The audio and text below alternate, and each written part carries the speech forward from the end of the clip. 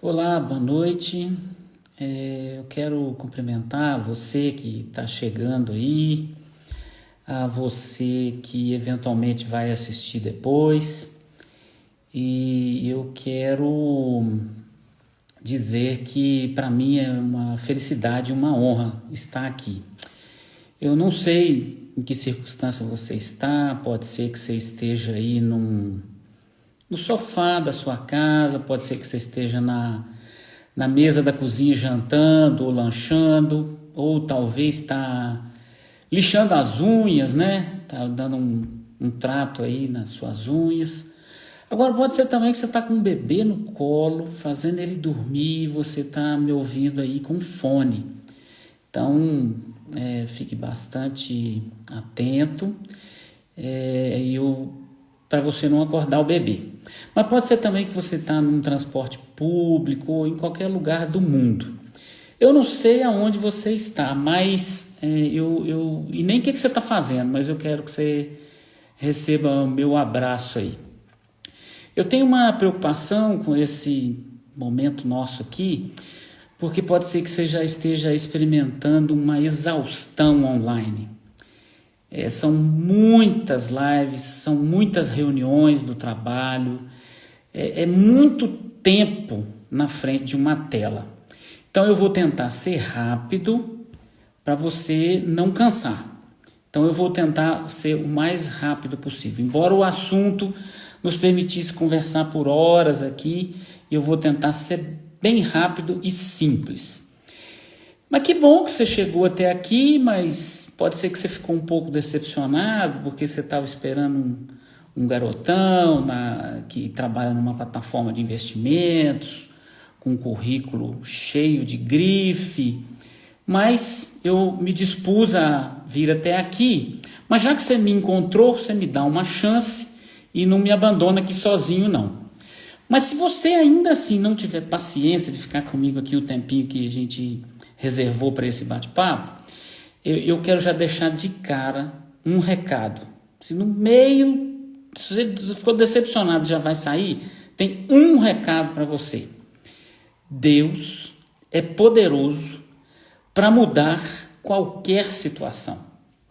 Então, leve esse recado. Deus é poderoso para mudar qualquer situação. Tem um texto na Bíblia que me chama muita atenção, que foi uma oração que uma mulher chamada Ana fez. Ela, depois de ter ganhado um filho, depois de ter esperado com bastante ansiedade esse filho, uma parte da oração dela constou o seguinte: o Senhor é o que tira a vida e a dá. Faz descer a sepultura e faz subir. O Senhor empobrece e enriquece, abaixa e também exalta. Esse texto está na Bíblia, 1 Samuel, capítulo 2, versículos 6 e 7. Quando eu leio que o Senhor empobrece e enriquece, ele não fez distinção em uma coisa e outra. A constatação de Ana, e que está escrito na Bíblia, é que o Senhor empobrece e o Senhor enriquece. Tem algumas pessoas que querem enriquecer. Eu já sou Henrique, esse é o meu nome. Então, que bom que nós estamos aqui. Eu tenho pensado nesses momentos de pandemia que nós estamos vivendo, que nós estamos diante de muitas oportunidades. Eu não sei se é o seu caso, mas o mercado tem observado que as faturas de cartão de crédito diminuíram o valor. Então as pessoas estão, na sua grande maioria, gastando menos. Então já aparece aí uma oportunidade para a gente rever os nossos gastos. Mas além disso, eu tenho observado oportunidades em que você pode eventualmente, em meio à pandemia, aumentar o seu rendimento. Eu sei de casos, por exemplo, de uma professora, uma jovem professora, crente, que vinha dando aula na escola no modelo presencial. E com o advento das aulas online, ela foi observada pelos pais dos alunos. Então, os elogios chegaram até a direção da escola e essa professora foi promovida. Então, ou seja, de uma situação adversa, para ela foi uma bênção, que ela foi promovida. A outra coisa que eu observei foi um barbeiro, que era acostumado a exercer o seu ofício por meio do salão e tudo. Então, o que acontece? Ele descobriu que poderia atender a domicílio. Então, ele estava atendendo a domicílio, ou seja, ele reinventou o negócio dele, né?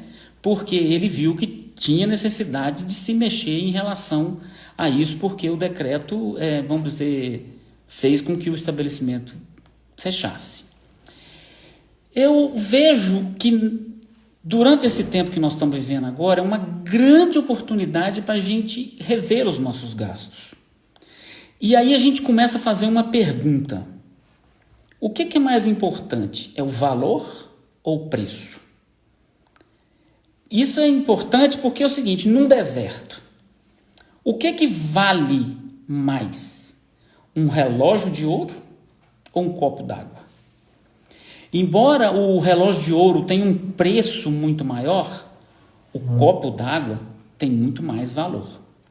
E tem uma outra pergunta que a gente pode se fazer nesse momento que nós estamos vivendo, é o seguinte, diante de uma decisão de compra, eu tenho que me perguntar, é um desejo ou uma necessidade? E essa palavra necessidade você guarda, porque ao final aqui dessa conversa, nós vamos voltar nela. Hoje, então, é dia 14 de julho de 2020. Para as pessoas mais atentas aí ao mercado, que são eventualmente investidores em renda variável, observaram que a Bolsa fechou aí perto dos 100 mil pontos. Nós estamos em meio a uma pandemia que tem trazido muitos desafios e eu trouxe uma poesia para a gente começar a refletir um pouco sobre isso. Essa poesia foi escrita em 1999 e foi publicada numa revista de circulação na Igreja Presbiteriana do Brasil, chamada SAF em Revista. A autora dessa poesia chama Vasti Breder e ela escreveu o seguinte: como Abacuque no Brasil. Mesmo que o milho não nos dê pendões, nem mais houver trigo para moer, e se as vagens não tiverem feijões, nem existir arroz para cozer, mesmo que não haja gado para corte, nem frango em abundância para comer, mesmo que não se colha frutas doces e nem haja café para moer. Mesmo assim, eu me alegro no Senhor, confio nesse Deus onipotente, Ele cuida e sustenta cada filho. Ele é grande, é amigo e é amor. Andarei com fé altaneiramente, como a corça correndo em seu trilho. Essa poesia foi escrita por essa senhora, eu a conheço pessoalmente, e ela foi baseada lá no texto de Abacuque, que está lá em Abacuque 3, os versículos 17, 18 e 19. Depois dessa poesia, independente da situação que a gente esteja vivendo, nós temos que confiar no Senhor.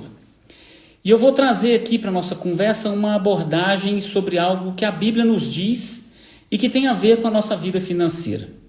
E eu vou procurar trazer aqui, de uma forma, tentar pelo menos, didática sobre 3 aspectos. O aspecto técnico, o aspecto comportamental e o aspecto espiritual. Embora eu creia que a gente não tem como separar isso. Então, é só para a gente tentar endereçar alguns temas de uma forma um pouco mais didática. Então, vamos lá.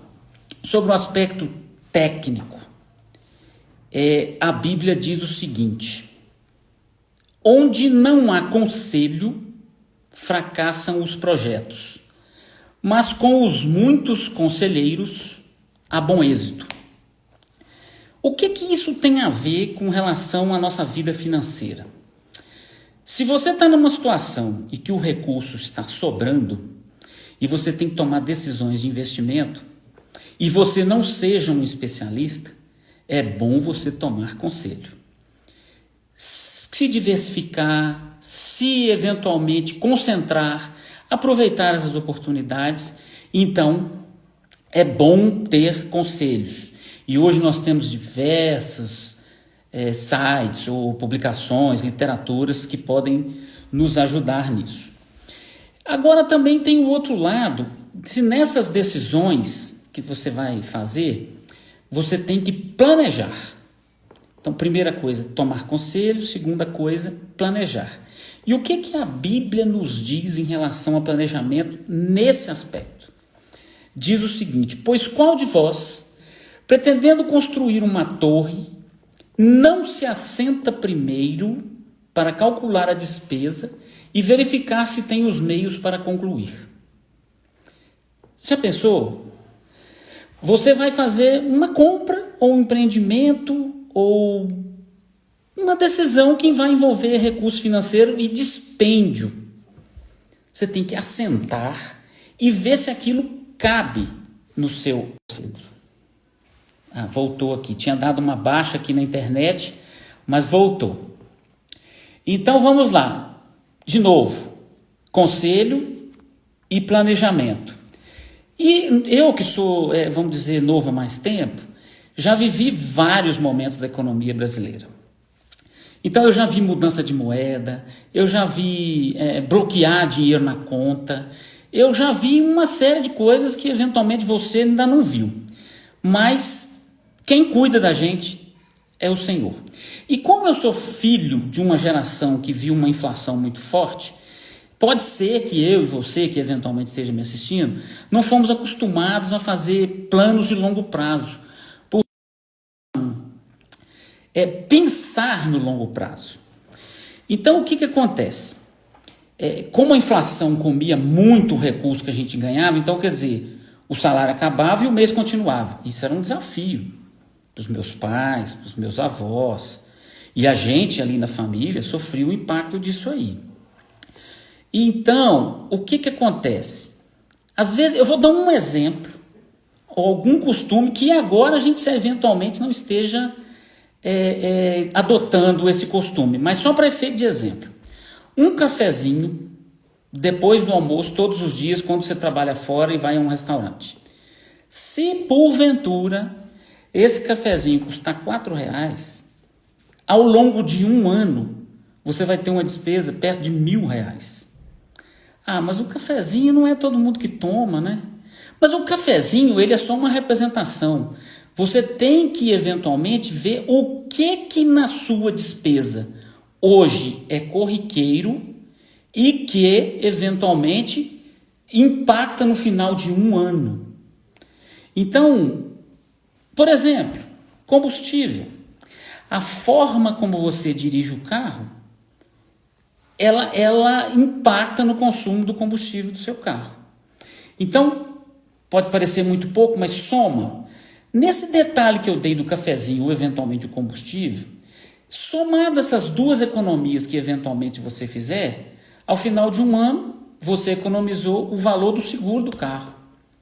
Então é uma coisa que tem que ser eventualmente observada. Você que tem um recém-nascido e você olha uma commodity, né? Quando a gente está com um filho pequeno, vira uma commodity, a gente fica andando atrás de fralda descartável.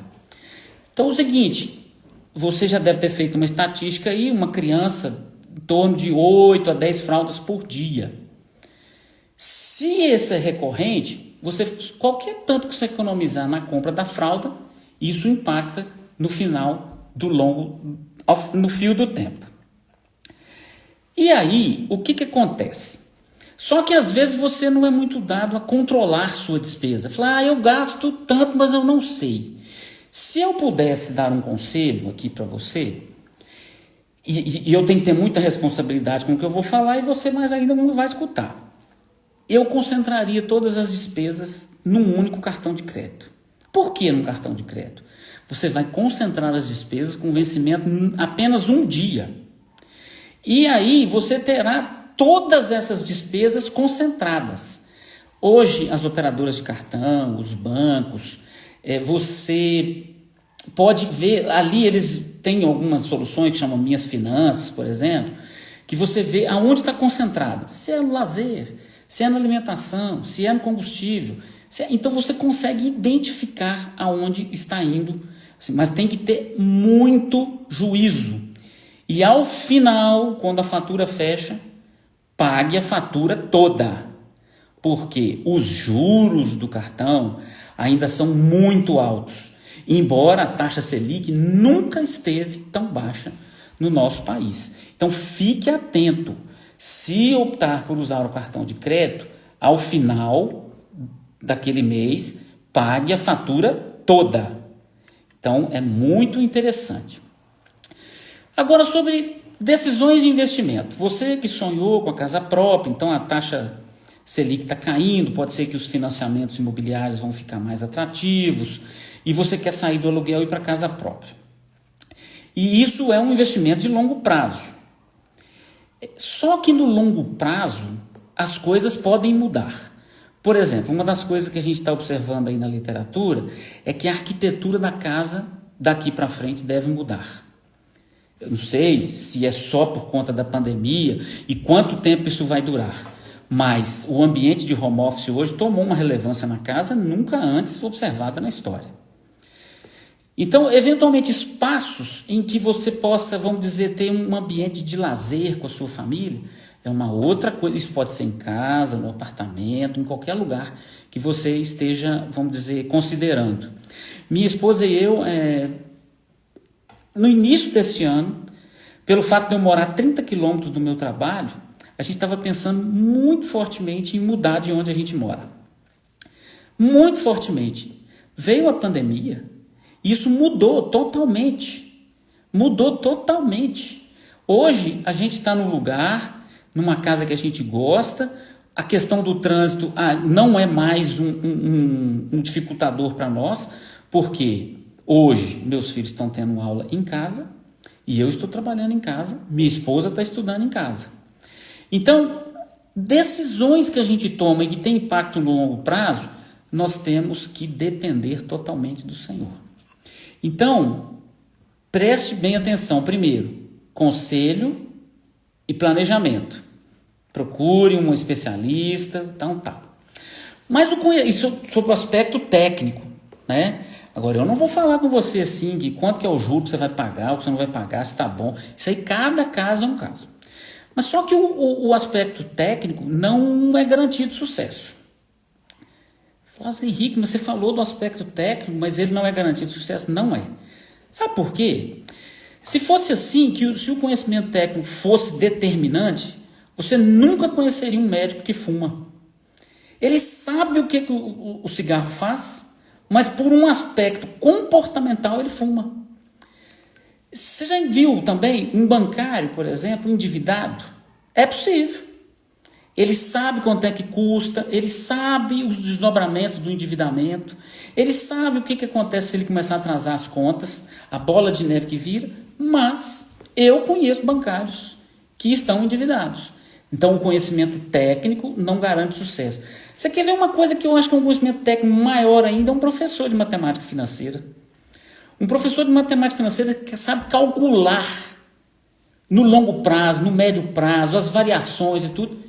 Já conheci professor de matemática financeira com dificuldade financeira. Então, o conhecimento técnico não é garantia. E aí a gente entra no caráter comportamental da questão. E eu, às vezes, me pego pensando assim, que em determinada situação, você compra algo que você não precisa, com dinheiro que você não tem, para impressionar pessoas que nem gostam de você. Vocês já imaginaram? Só pelo aspecto comportamental. O ideal é você gostar de todo mundo. Mas por conta de alguma coisa comportamental, você compra com dinheiro que você não tem para impressionar pessoas que às vezes nem gostam de você. E esse algo você nem precisa. Eu vou contar uma história que eu escutei de uma mulher que morava numa comunidade bem carente e morava próxima, né, de uma outra família, e essas duas mulheres costumavam ficar observando o que cada uma comprava. Um dia a vizinha comprou um liquidificador, a mulher falou para o marido: eu quero também um liquidificador. Ah, comprou um sofá novo? Não, eu quero também um sofá novo. Um dia essa mulher comprou uma televisão. E aí, essa que não tinha virou para o marido: ah, eu quero uma televisão, eu quero uma televisão, eu quero uma televisão. E o marido falou: não vamos comprar, e eu não tenho dinheiro, e nós não temos. Sabe o que a mulher falou? Falou: então compra uma antena bem bonita e coloca no telhado. Aparência. Não tinha televisão, mas para aparentar, tinha a antena. Então são aspectos comportamentais que eventualmente, vamos dizer, impactam na nossa vida financeira, porque a gente não precisa. Lembra da pergunta lá no começo? É desejo ou é necessidade? E tem um versículo na Bíblia que me impacta muito, mas me impacta muito desde a minha adolescência. Esse versículo é um referencial para mim, que diz o seguinte, está lá em Colossenses 3, versículo 17, fala assim: e tudo que fizerdes, seja em palavra, seja em ação, fazei-o em nome do Senhor Jesus, dando por ele graças a Deus Pai. Então as suas decisões de compra devem passar pelo crivo de dar graças a Deus, glorificar a Deus. Então, quando você for fazer a compra do supermercado e que eventualmente você vai comprar alguma coisa que você não precisa, você vai perguntar assim: primeiro, é um desejo ou é uma necessidade? Ou eu vou glorificar a Deus com essa compra? Isso, sob o aspecto comportamental, é relevante. E tem uma coisa que nos impacta muito, que é a questão do orgulho. Lembra da história da mulher da antena lá? Orgulho. Ela não queria ficar, em princípio ou em tese, numa situação inferiorizada. Então pediu o marido para comprar uma antena sem ter a televisão. Pode ser também que você nem precise tanto, mas tem um celular de última geração. Talvez esse celular que você está assistindo isso aqui seja mais caro que a sua TV. Embora celular hoje é uma coisa que virou um instrumento de trabalho fantástico, inclusive para anunciar as boas novas do Evangelho. Agora, a bolsa que a senhora compra, caríssima, que a senhora não está tendo condição de usar. Será que precisa dessa bolsa? É um desejo ou é uma necessidade? E o tênis? O tênis para você fazer caminhada. Precisa de um tênis tão caro? Agora, se você tiver um problema de coluna, se você tiver um problema de joelho, consulte, pega um conselho com um especialista e compre um tênis adequado. Mas então essas questões que impactam na vida da gente, o carro, a marca do carro, o modelo do carro, a moto, as roupas, etc., um monte de coisa, talvez você não está comprando isso de forma presencial, mas por conta do seu comportamento de compra, você está comprando online. Você está comprando uma coisa que você não precisa para entregar na sua casa e, vamos dizer, impactando o nível do seu cartão de crédito. Então, é uma coisa que a gente tem que pensar muito. O nosso comportamento em relação às questões da compra. Bom, você já ficou até aqui, eu vou te pedir, fica mais um pouquinho, porque nós vamos entrar agora numa questão muito, muito importante, que é a questão espiritual. Muito importante. Do ponto de vista da questão espiritual, tem algumas histórias na Bíblia que me impactam muito. A história de Jacó e Labão. Tem uma parte da história, eu não vou contá-la aqui toda, depois você pode observar, lá em Gênesis 27, por ali, que Labão, nos versículos 27 e 28, Labão falou assim com Jacó: ache eu mercê diante de ti, fica comigo, tenho experimentado que o Senhor me abençoou por amor de ti. E disse ainda: fixa o teu salário, que eu te pagarei. Esse texto me chama a atenção, porque ali foi firmado entre eles um acordo comercial. Então você, por exemplo, que tem casa de aluguel ou que paga aluguel, entre você e a outra pessoa tem um acordo comercial. Um entregou a casa para você morar e você prometeu que vai pagar por aquele aluguel. Então o Labão chegou para Jacó e falou assim: desde que você chegou aqui, eu tenho sido abençoado e vejo que é fruto do amor de Deus para com você. Então você fica comigo. Tem muito mais coisas envolvidas nessa história aí. Mas ele falou: você fica comigo e fixa o teu salário. Então eles fizeram esse acordo comercial que envolvia a genética do rebanho. O Jacó tomava conta do rebanho do sogro dele, que era o Labão. Então eles fizeram um acordo comercial. Só que antes da vigência do acordo, o Labão foi e escondeu de uma forma assim, passou para os filhos uma parte do gado que a princípio seria de Jacó. Mas Deus o abençoou de uma forma absurda. E apareceu esse fato novo, né, que Jacó começou a observar. E Jacó tomou a decisão de que deveria sair de lá.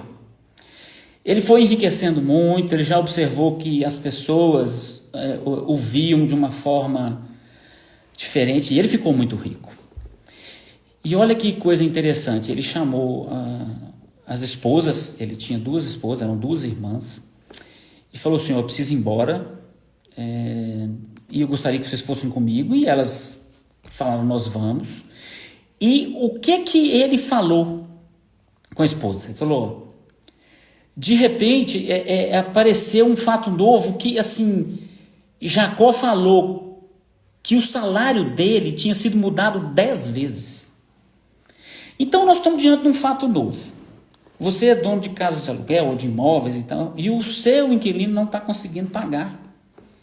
E ele está te propondo a renegociar isso. Então, o que acontece? Os fatos novos acontecem, gente. Ao longo do tempo, coisas acontecem. Isso está lá em Gênesis 32:10. Ele falou assim: seu pai mudou meu salário 10 vezes. Mas mesmo diante dessa mudança toda, Jacó enriqueceu muito. Jacó enriqueceu sobremaneira. E aí, quando na decisão dele de voltar para a terra de onde ele tinha saído, ainda tinha um impacto, né? Ele saiu de lá brigado com o irmão. Ele corria risco de vida. Quando ele saiu corrido. E aí, numa oração que ele fez, ele falou assim com Deus: sou indigno de todas as misericórdias e de toda a fidelidade que tens usado para com teu servo. Pois com apenas o meu cajado atravessei este Jordão.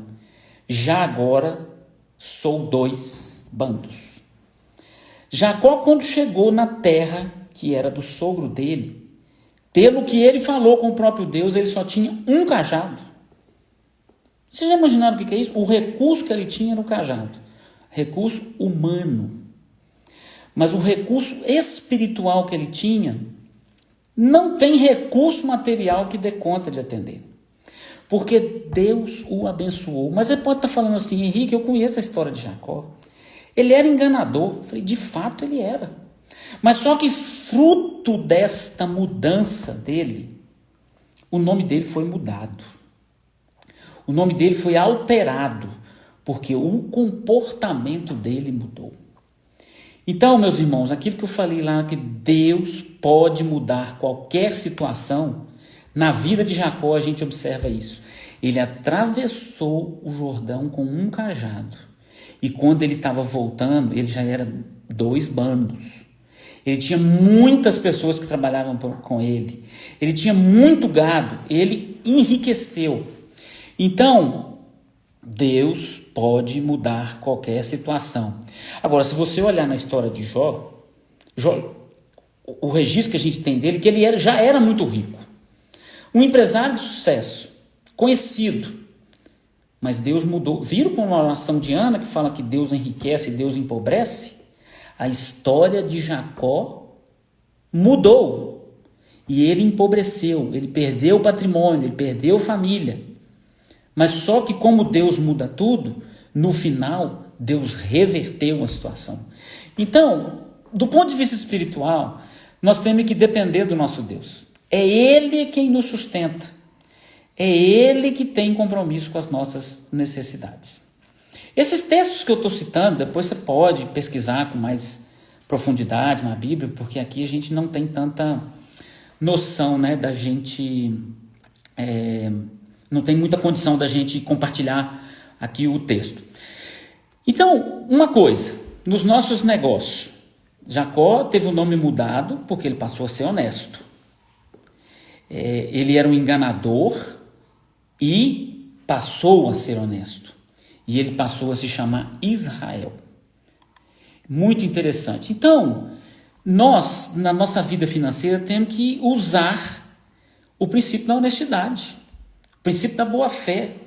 Nós temos que pagar nossos impostos. Nós temos que ser honestos com os nossos impostos. Nós temos que honrar nossos compromissos. E a nossa vida financeira tem que dar testemunho. Vocês já imaginaram se na sua família você é conhecido como alguém, como uma pessoa que pega dinheiro emprestado e não paga? Uma pessoa que é conhecida como não honrar seus compromissos financeiros? Nossa vida financeira tem que dar testemunho. Mas pode ser que algo dê errado, né? Eu dei um caso aqui de Jacó, que atravessou o Jordão com um cajado e ficou muito rico. Eu dei o exemplo de Jó, que era muito rico, ficou muito pobre, depois ficou muito mais rico. Mas tem casos que podem dar muito errado. Eu vou compartilhar com vocês aqui um texto, que esse texto ele me fez pensar de uma forma muito diferente, porque eu sou uma pessoa meio dura com essas questões da vida financeira. Eu comigo mesmo, eu tenho assim, nada técnico, mas não gosto de... Olha que eu sou bancário. Eu não gosto de tomar crédito, não gosto de compromissos futuros. Isso é uma coisa comportamental minha, né? Mas tem uma história na Bíblia que me chama muita atenção. A história de uma mulher que eu não sei nem o nome dela. E está lá em 2 Samuel 4:1. Diz assim: certa mulher, das mulheres dos discípulos dos profetas, clamou a Eliseu dizendo: meu marido, teu servo, morreu, e tu sabes que ele temia ao Senhor. É chegado o credor para levar os meus 2 filhos para lhes serem escravos. Olha que coisa interessante. Uma mulher que ficou viúva, ela era casada com um homem de Deus, mas estava endividada. Esse homem, essa família, contraiu compromissos financeiros. O homem veio a morrer e ele a deixou numa situação dificílima. Isso me impressiona, porque a Bíblia fala o seguinte: ele era um homem de Deus. A mulher deu testemunho para o profeta Eliseu. Você imaginou a mulher falando do marido? Falou, esse homem era um homem de Deus. E ela estava numa situação difícil. Ou seja, os credores estavam chegando para levar os filhos como escravo. Vocês já imaginaram o que é isso? Que situação é essa? Muitos de vocês que estão me ouvindo conhecem essa história. Então, ela recorreu a alguém que poderia ajudá-la. Lembra lá do começo? Conselho. Então, Eliseu falou com ela assim: corre aí na vizinhança. Aí perguntou: o que você tem aí? Ele falou: eu tenho uma botija de azeite. Ele falou assim: corre aí na vizinhança e recolhe muitas vasilhas. Quando eu penso nessa ordem que Eliseu deu para essa mulher, se porventura essa mulher morasse num condomínio e ninguém gostasse dessa mulher no condomínio, vocês já imaginaram? Ela tinha que expor a sua mazela, porque ela estava a ponto de perder os filhos. e ela teve que passar por cima do orgulho e recorrer à vizinhança e pedir vasilhas. Às vezes nossa vida financeira está numa situação complicada e nós temos que passar por cima do nosso orgulho. Nós temos que reconhecer que eventualmente fizemos coisas erradas, fizemos coisas sem aprovação do Senhor e temos que passar por cima do nosso orgulho. E nós temos que ter um bom comportamento com a comunidade, na comunidade que a gente vive, para que a gente possa, em eventual necessidade, recorrer a essa comunidade. Mas, acima de tudo, nós temos que recorrer ao nosso Deus. E essa mulher foi e juntou muita vasilha. Ela colocou os filhos para juntar vasilha. E aí chegou um tempo que acabaram as vasilhas. E olha o que o texto diz. Cheias as vasilhas, disse ela a um dos filhos, chega-me aqui mais uma vasilha. Mas ele respondeu, não há mais vasilha nenhuma. E o azeite parou. Só para contextualizar você, que não conhece essa história, é o seguinte, ela falou com o profeta que tinha lá uma vasilha de azeite. E o profeta falou com ela, vai e junta muitas vasilhas. E à medida que ela ia derramando o azeite que estava nessa botija, ia derramando, o azeite não acabava. Ia derramando e não acabava. Enquanto teve vasilha, pingou ou jorrou desta botija em todas as vasilhas que foram trazidas. Mas quando foi dito, não tem mais vasilhas, acabou. Acabou. Aí ela foi e fez saber ao profeta o que tinha acontecido. O que diz na Bíblia? Então foi ela e fez saber ao homem de Deus. E ele disse, olha o que aconteceu. Vai, vende o azeite, paga a tua dívida e tu e teus filhos vivei do resto. Vocês já imaginaram? Então, quer dizer, o recurso que foi, vamos dizer, ajuntado ali, foi suficiente para pagar toda a dívida e ainda viver do resto. Meus irmãos, só Deus para poder mudar uma situação dessa. O recurso vem dele. Por mais acurácia que a gente possa ter nos negócios, por mais sabedoria, conhecimento técnico, disciplina, nós estamos sujeitos a intempéries na nossa vida financeira. E aí a gente precisa recorrer ao nosso Deus. E agora, o que eu queria deixar com vocês assim com uma palavra final? Um versículo final. Porque você lembra que eu falei lá no começo que a gente tem que fazer uma pergunta? Se nas minhas decisões de compra eu tenho que fazer o seguinte, é desejo ou é necessidade? E eu vou ler um texto aqui também que me chama muita atenção, que fala assim, e o meu Deus, segundo a sua riqueza em glória, há de suprir em Cristo Jesus cada uma de vossas necessidades. Meus irmãos, o nosso Deus tem compromisso com as nossas necessidades. Ele tem compromisso. Ele não tem compromisso com os nossos desejos, embora eventualmente ele possa nos atender em alguns desejos. Mas ele tem compromisso com as nossas necessidades. À medida que nós caminhamos com ele e que entregamos nossa vida a ele, no todo, inclusive a nossa vida financeira, nós podemos confiar nesse Deus que provê cada uma de nossas necessidades.